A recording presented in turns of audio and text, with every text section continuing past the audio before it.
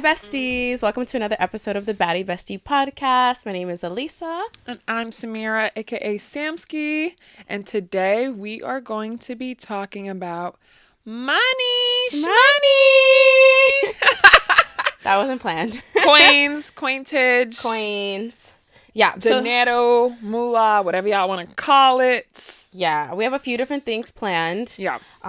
Today we want to do two main things. We want to put you on game, talk a little bit about our money stories, and also talk about a little controversial topic, the 50-50, male-female kind of dynamic, and give our thoughts on it. Yeah, and then wrap up with ways for you to be successful. So fun facts about me, I never mentioned it in any of our other podcasts. I studied finance in school and worked at an investment bank, worked in consulting. So I would say kind of my specialties a little bit. So this is my wheelhouse. I'm excited to talk about this today and put y'all on. So yes, if you need to become better in the space of money, this is definitely your girl. Yes, baddies who invest. Yeah, baddies who invest.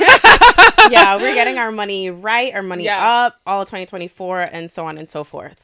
Yeah. So let's talk about our money stories first. Yeah. If you want to start, Samira, and then I'll tell mine. Yeah, definitely. So my money story, my relation to money, or just why my mindset is the way it is growing up, I would say up until I was 11, I wasn't very familiar of what was going on financially in the household. I grew up in Boca Raton, very beautiful town. Socioeconomically stable. Like, it was a good place to grow up in. And I felt very blessed, and I obviously still do feel very blessed. But I had a really great upbringing. But I think 11 to 12 was the time I had the shift with money. I had something kind of traumatic happen.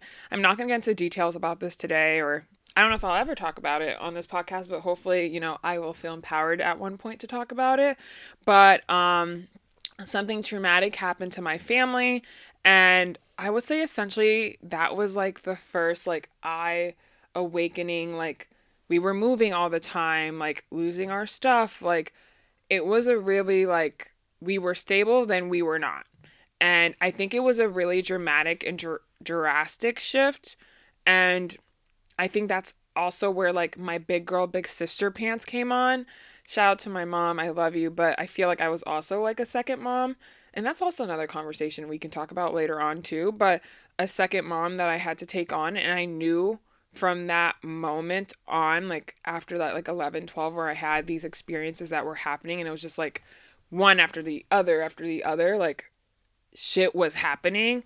And I realized damn, we're not that well off, and things were getting tough. I realized I don't ever want to be in this position ever in my life. And I think that's when it was I was okay, your girl's got to go to school, go to a good school, and she needs to make money. And would I have chosen finance? Probably not, because that just doesn't fit with my persona and who I am.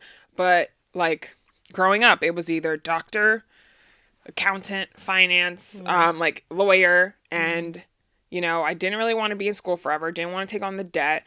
But I knew I wanted to make money, and I wanted to make money quick. So being at Boston College, the Carroll School of Management, you would see those kids go to class with suits. They would be so legit, Carroll School of Management, in my head, they knew what the hell they were doing. So I was you know what? I got to do what they're doing. Because, I didn't, growing up, I'm a first gen, I didn't have parents that were in corporate jobs. I didn't have parents that were making 6-figure plus jobs. So I didn't know the correct steps to go about it. But I was if I could follow what they're doing, I'm going to get to that money. And I was any way, shape, or form. So with that being said, I actually went to school. At first, I was in the arts and sciences. And that first time I got in there, they were I was can I switch schools? They were no, you can't switch to Carroll School of Management. Thank God, sophomore year, I did the business program, and they were okay, you can get a concentration. And essentially, concentration is exactly getting the degree in finance. It's the same classes. So I was you know what? This is what I'll do. And then I also got an ADS minor too, African diaspora. So kind of relates to the convo we had last episode too. But with that being said, they were also talking about internships. They were like, everyone got to get an internship junior year. That was a talk sophomore year. Sophomore year, early junior year, got to get an internship. Being around Carroll School Management students, everyone was getting an internship. And I, didn't know what are these companies, didn't know what Goldman Sachs was, didn't know what the Big Four were, didn't know any of that. I'm telling you, I didn't have that around me. I had no idea. But your girl figured it out, and they told me, oh, you can't get into Goldman Sachs. Oh, honey. I was kicking, I was breaking down doors. I got myself in there. And if you guys want to hear more about that, I'm happy to share like how to get into Big Four and just breaking down that. But I eventually got into Goldman Sachs, and being in that space, I learned a lot, being around people that are making millions of dollars a day, or being around people that are managing millions, billions of dollars.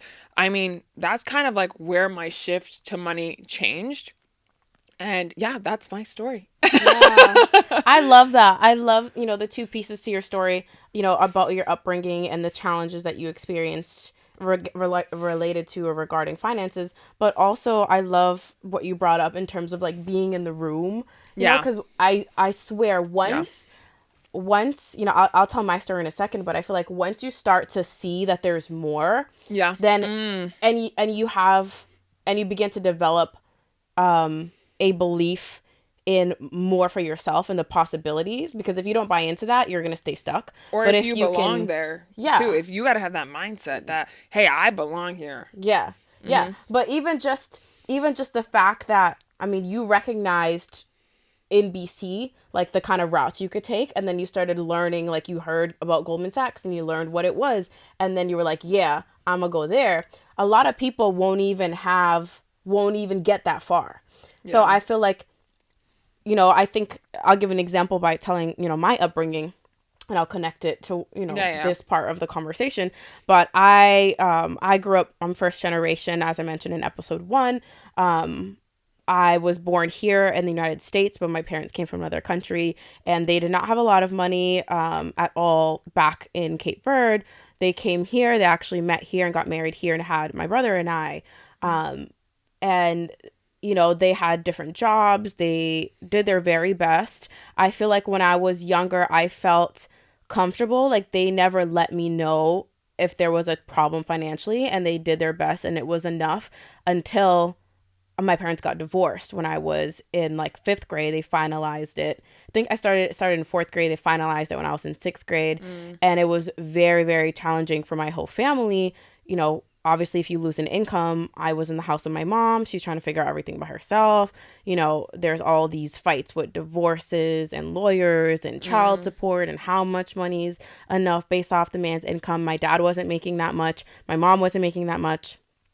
So they did their best, but that's where I started to understand, and I started to like create a relationship with money, because before then I felt like I could get anything. But then I went, in 6th grade, I went to a private school that's called Thayer Academy, predominantly white. A lot of the people were really wealthy there. And that's where I started feeling lack, because I felt like I didn't have enough. But it's also where it opened my eyes that there was more. The same way where you might have walked into a room, or you might have drove through a neighborhood and you've seen it. But when I stepped foot in these girls' houses and their pools with waterfalls, like, of course, I compared it to my own. And, that created some lack mindset that I've had to heal and work through. But it also opened my eyes to the possibility. I started thinking, oh, like, y'all living like this, like y'all living like this. And I wanted it for myself. And I think my ambition, I always had a really strong drive, but it started boom, boom, boom, boom. Like I was like, ain't no way.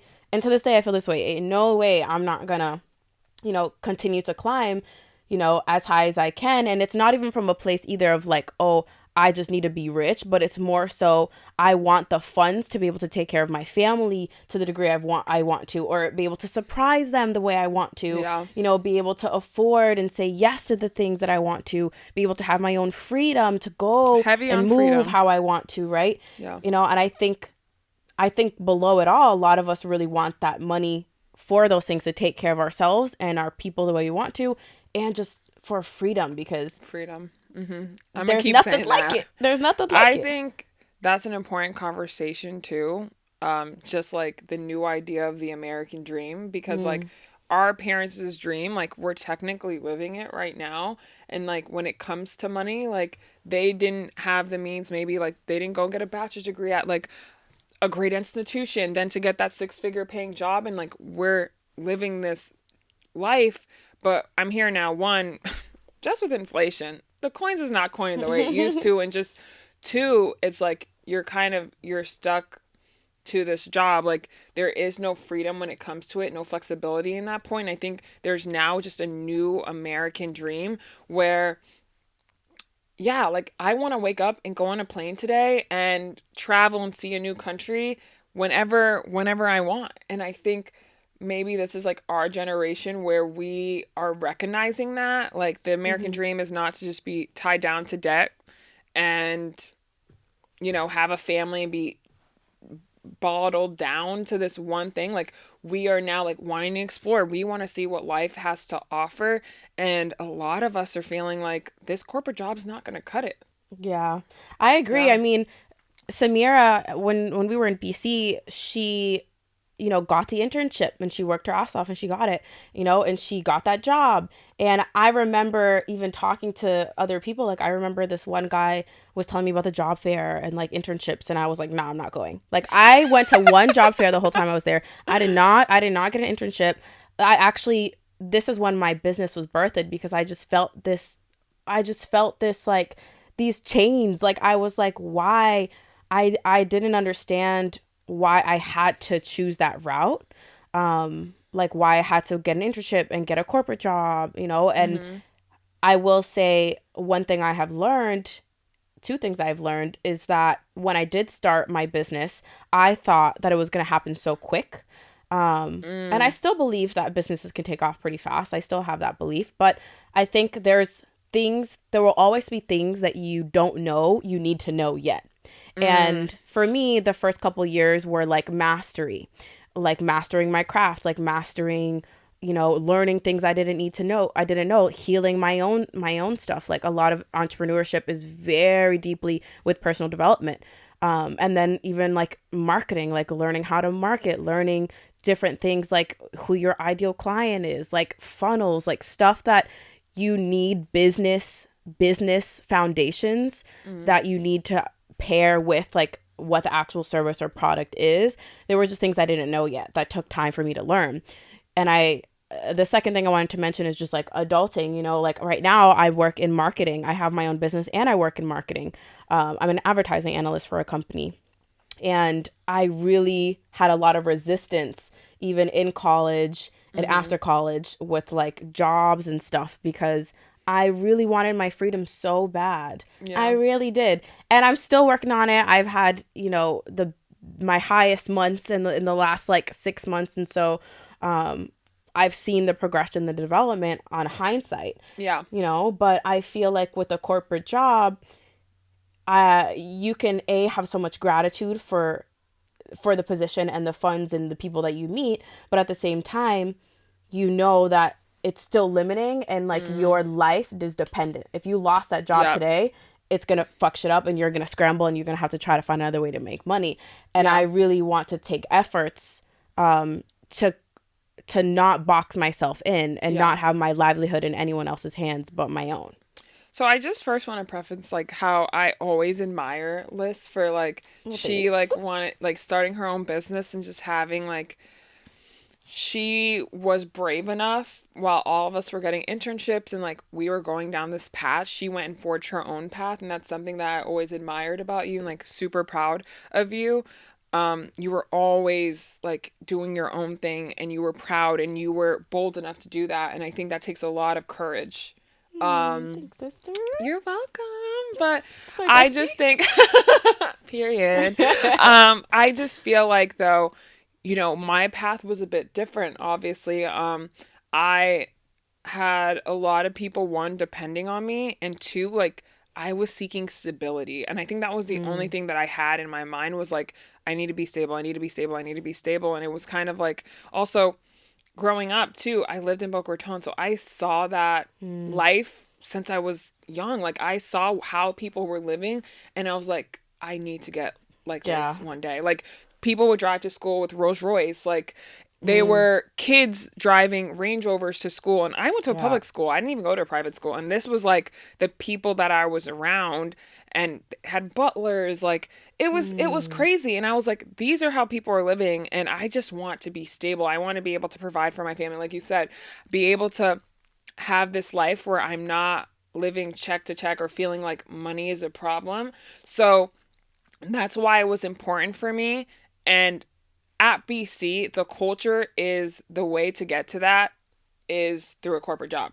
I mean, I think it's very, and it's not even like they didn't really talk about tech. It was really like the finance round. So finance World. space. And I felt like I did what I had to do to like not only get in the space, try to thrive in the space. And like, I'm not going to say anything negative about corporate because I was able to buy my house with it. I was, able to travel to like 4 different continents. Like it has provided me a good life. However, it's not the life that I know that I could have. I know, I've always known I was, and you'll hear this a lot, guys, that if you listen to the podcast, is that like, I know I was meant to come on this earth to do something greater and like my purpose. And you'll hear me say this a lot, but I know God put me in this life for a reason. And I don't think it's to be behind a computer. And it's not even the fact that I'm making money for someone else, because that they were once a dreamer, and I can respect that they went and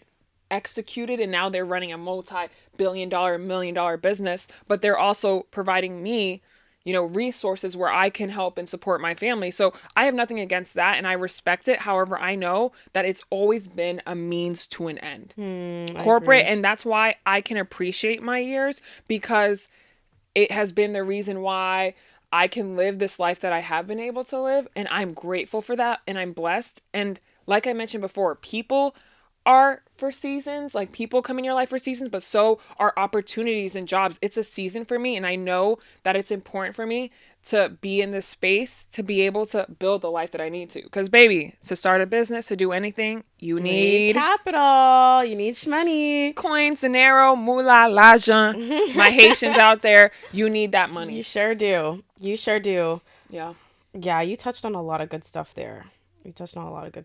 And I think like another really good topic to really just transition really quickly is money and relationships, because it's a big part of, I would say, your day to day, and it can be a taboo conversation to have money conversations with your partner. But I believe it's extremely important to be able to have these conversations and to set the precedent, because you don't want to have those like, who's gonna pay like the rent or whatever the case may be, and it's an awkward situation. But I think it's really important to have a conducive and healthy relationship to have those conversations. And if your man is not open to it, baby, I don't know, he gonna have to work on his money stuff. Yeah. I think money is one of those conversations that can be really uncomfortable until you develop a relationship with it. For me, money was always kind of like a weird topic until I felt like I was really the steward of my money. And I felt like I dictate where my money goes, and I feel like money's not controlling me anymore. Because watching my parents fight about money made me feel like money is the problem, money is an issue, like money is the source of everything, including the fights. So like we will build, you guys, these unconscious beliefs around money from our upbringing, from our money stories, that will dictate how we move with money in life, how we project it out, like how we even feel having money conversations. Like all of this is rooted really deep. So it's important to even have the self-awareness as step one of like, what is my money story? Like maybe I'm, scared of X, Y, and Z because of money. Like maybe I think rich people are bad, and that's why I'm not going to attract a lot of money, because I have this belief, and I'm scared that if I get rich, people aren't going to like me because I don't really like people with money. Like there's a lot of stories that run deep, so it's important to like understand that there is a relationship, B, it starts in your childhood, and C, you can heal it. It can be better. Yeah. And I guess D, when it comes to these conversations, like doing that work and again finding a partner that's willing to have these conversations without it being, too clashy, Yeah. like it still sometimes can be like, Weird. you can sift through it until you guys create a dynamic where you understand. But Yeah. let's talk about, I think how you can attract, like, I think a lot of women too, is they're thinking like why they're not able to get like a high value man, or like, I think that's an important conversation, because if you want a high value man, or somebody, not saying even somebody that well, what's a has, high value man? Like, what are you referring ooh, to? we got to define that. I think a Yeah. high value man is, I'm not saying, oh, somebody that's, rich, or I think somebody as a man, like I would love a man that can provide, someone that's, you know, what's the word? Someone who's, I feel like it's a man that's, when I see you, I see a man. Like, ah! I see Yeah, but someone we who can, need a definition, yeah, baby. definitely like protect and provide. I think if there's an energy, it's a safety. But when they walk into the room, it's It's an like, aura. it's an aura. Like when they step into it, I see a man. yep. But you know that they're there, like their Yeah. presence, like, and I don't think rich is what it is. You don't need to be rich. I think is like when you're having a high value man, like they want to provide, they want to be safe, but they're also ambition. They want more. Yeah. And I think a lot of times too, like that money conversation and just talking about it, like looking at your money story and your experiences, if you're coming from a place of lack, for you to then expect that you're going to get a high value man, no, honey. They're not a match. It's not a match. It's not a match. And I think that's a conversation for yourself, where you have to look at yourself in the mirror and talk to yourself and really think about what is it that you're doing that not making you a match. Yeah. Yeah, there has to be, like, I'm someone that believes so deeply in like creating the life that you desire and co-creating with God, and I believe deeply in vibrations and frequency and being a match to the life that you have. I think everything that we're living right now, in some way, shape, or form, we are signed up for, or we're attracting. Like, even in terms of the bad relationships I had, like, I think on some degree I definitely attracted those, and I maintained and kept them around because they were a match. I had to take a lesson from them, had to learn something from it, which once you apply the lesson you learn and you move forward, you become a different vibe, a different energy, And which attracts something different. But to add on to that, though, I feel like the same thing with me and like my relationship with money. I think I was angry for so long of what happened in my past that, like, not saying I had like a complete bad relationship with money, but I think it's like always like working so many jobs, like it's because of like that past and you're holding on to it. And I was like angry, or maybe angry is not the word, but I was holding on to it. Baby, I'm releasing it. Yeah. Sometimes I still hold on to it. yeah, it's not even like, it's always a work in progress, but the more you work, the more you progress. Yeah. And, it's not overnight you have self-awareness and the next day you're la la la attracting all the best things. Like, it's the repetition. It's the deconditioning of what you've learned and reconditioning into what suits your greatest and highest good. I do want to talk about Instagram really quick, only because it relates to the topic of what you were just saying about like the expectations, like realistic expectations. I think women, we deserve it all. However, I think there has to be a realistic expectation of who you are, where you are in your life, and what you bring to the table, because I feel like men also deserve really great love. Men also deserve really great women, no? I'm gonna have to pause really quick. What? So, Liz, I'm turning it back to you really quick. Wait, I didn't get to finish. What? I know, but I have to say. So, what is it? You think women should go 50-50? I wasn't even going to talk about 50-50. I know, but that's because that's the social media real topic at hand. Then we're going to touch on two things. We're going to get to 50-50. First, I think that men, like when I see a man and I'm like, nah, that's a man. Not when I see a boy. But men, high value men, right? I feel like you deserve, if you're doing all the right things, you're a really good man. Like, I can look at you and be like, nah, like you raised a good man. Like, your son is a good man. I feel like you deserve an equal counterpart. Like you deserve an equal counterpart. You deserve to have your needs and desires met, within reason. And same thing for the girlies. But a lot of times with social media, you can get so caught up in going on like the popular page and seeing girls people are buying them cars and buying them and sending them $1,000 for their nails. And like, you can get so caught up in seeing the highlight, but that same man that sent her the bouquet, like, might have 10 other girlfriends, and that's not the man I want. Or it could be a woman beater, or it could be a freaking toxic. psycho. Yeah. Like, he could be like, don't believe everything you see. And I think that, when it comes to even being a match for the kind of man that would be your dream man, you gotta become your dream woman. Yep. Like, I'm sorry, you gotta become your dream woman, because I'm seeing y'all being, not everyone, but I am seeing a lot of women so like unrealistic. Like, you're not even taking care of yourself, and you want someone to come and take care of you, but you won't even try to take care of yourself. Like, you're not pouring into you at all.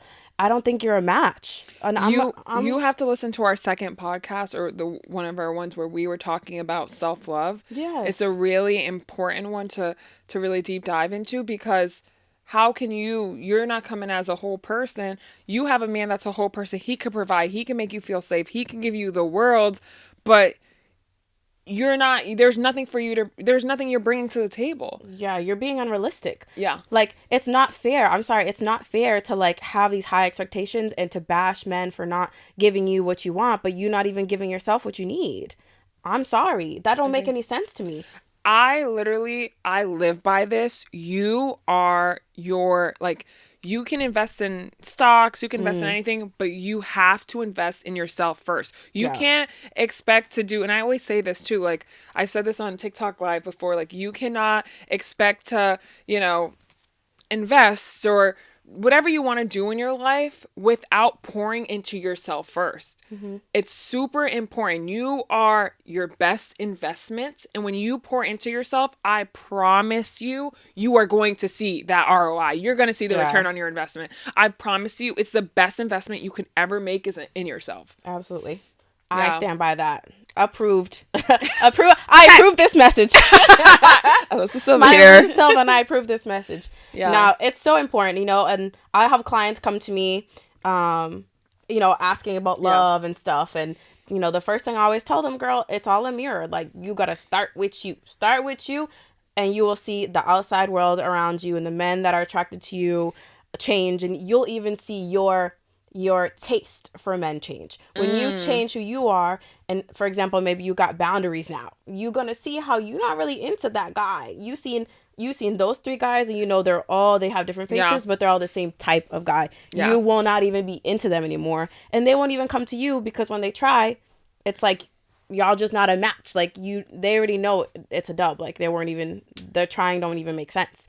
And it'll start to change. You'll attract when you're in different levels, and I'm not saying like, oh, in terms of like you're higher than this person or not, but like sometimes you're in different spaces in your life. Like, you're buying a house, you're fixing your credit, girl. You're doing what you need to do. You're investing in yourself. Maybe you're taking courses. You're improving on high value skills. Like, you're pouring into yourself, and then you got a man that's like, he doesn't know what he's doing with his life, or y'all are not aligned. Yep. Alignment for longevity, values, kids, marriage, interests, like, ethics. Like, y'all are not a match, and that's fine. Like you said, it's not like who's better. It's just, it's just alignment. Are we the same vibe? Are we the same frequency? Like, can I give to you in areas that you need, and you can give to me in areas that I need, and now we're both happy. Like, it's a beautiful flow.